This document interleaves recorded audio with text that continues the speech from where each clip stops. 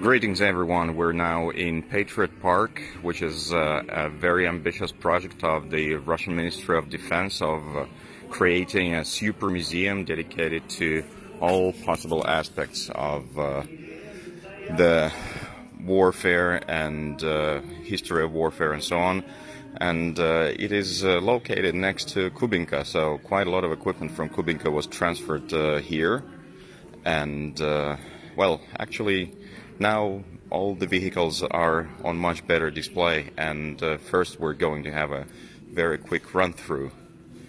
The Kubinka Tank Museum is one of the leading museums in the world, actually boasting some unique stuff like these T-80 Soviet light tank, the only surviving one,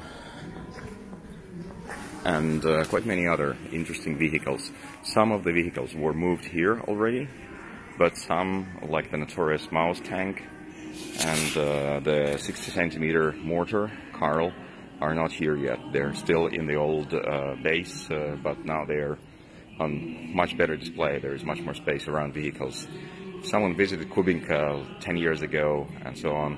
You might have seen that vehicles are very, very tightly packed in hangars. Here, they're much better visible. There's a BT-2 with 37mm cannon, one of the few surviving T-50s, Soviet light tanks.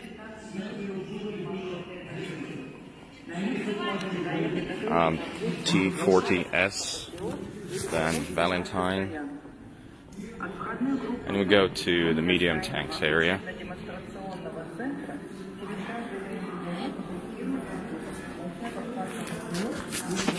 Panzer IV.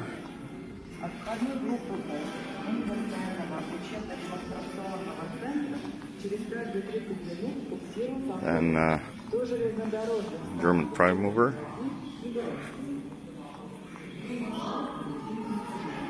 And then the German assault tank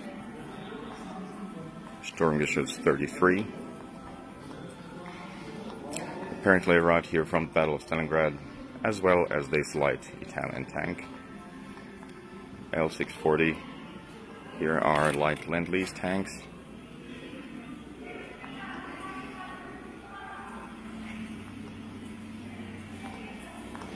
Yeah, in general here we have plenty of Lend-Lease equipment.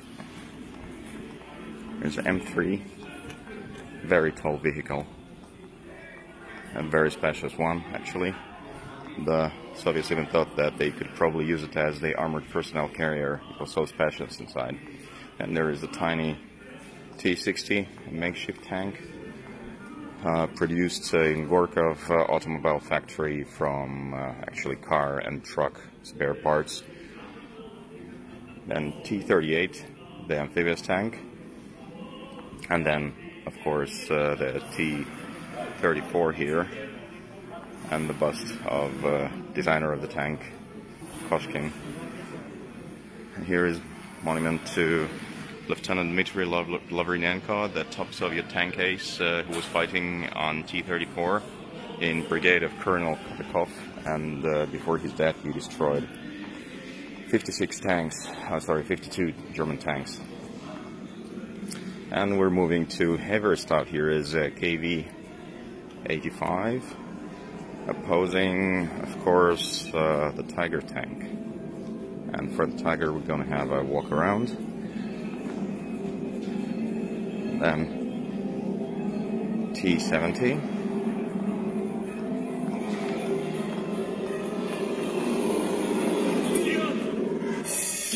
A bit noisy here, but nevertheless. Su-122. Zis-3 cannon, and here is the Lend-Lease gun carriage, which was used by the name of Su-57 in the Red Army. Of course, here we have the Ferdinand, or Elephant, captured in Battle of Kursk. APC carriers, Mautil, and a very interesting version of Panzerkampfwagen 1, a light tank but very heavily armored. then Kettenkraftrad, of course, then the German satchel charges, and this is a very funny vehicle. This is supposed to be an observation vehicle for artillery observers.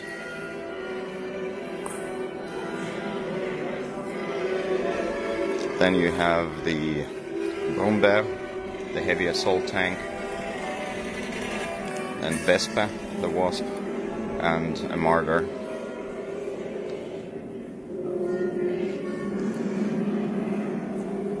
Moving on to even heavier stuff. Soviet tank destroyers on the left.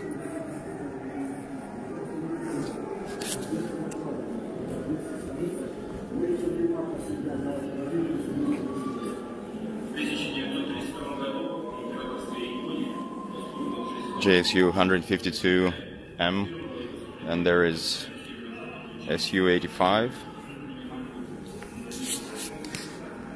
The Soviet tank, sorry, SU 100, of course, I'm always confusing them. These two anti-tank gun. SU 76 and T-34-85. And the opponents are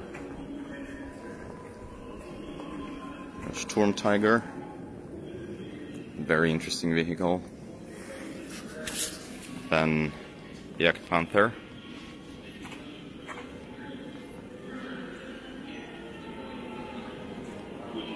Then you have the Jagdtiger.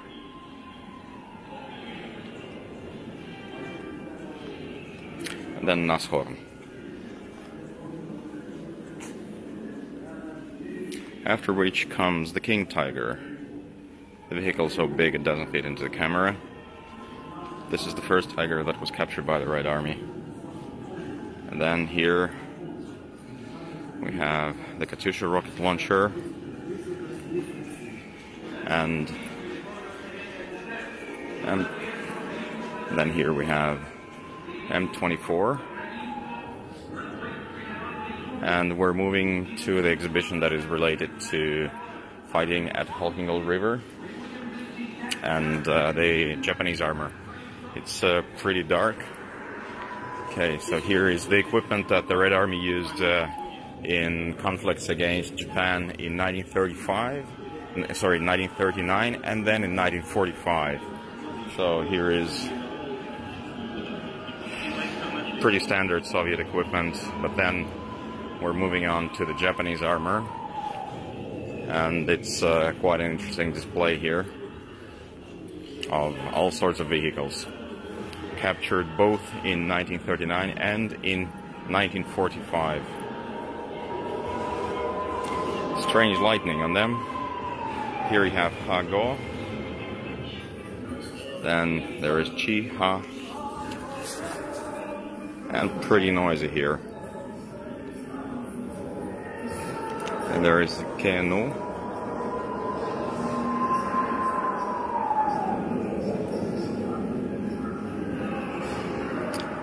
And this is a very interesting armored personnel carrier which could move both on tracks and also on railway tracks.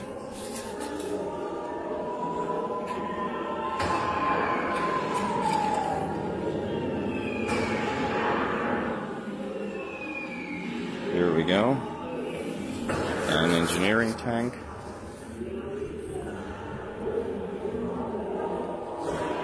And then more Japanese light tanks. This one has a container for chemical substances.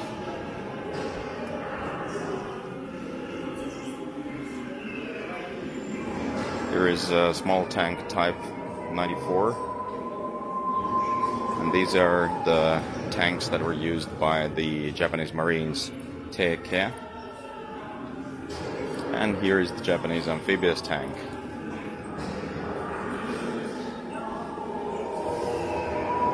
Again, strange lightning on them. There is Kami.